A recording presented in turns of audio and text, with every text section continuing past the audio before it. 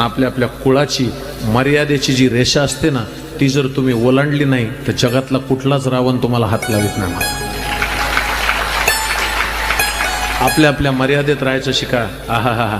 सीतामाई वनवासाला गेलत्या ना, तेव्हा सुद्धा तिला इतकी चोळी होती माझी. किती कळलं ना तुम्हाला?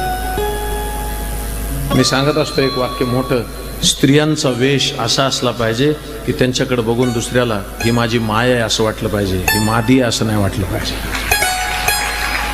मस्तकावरचं पदर हे तुमचं आभूषण आहे, समजून घ्या.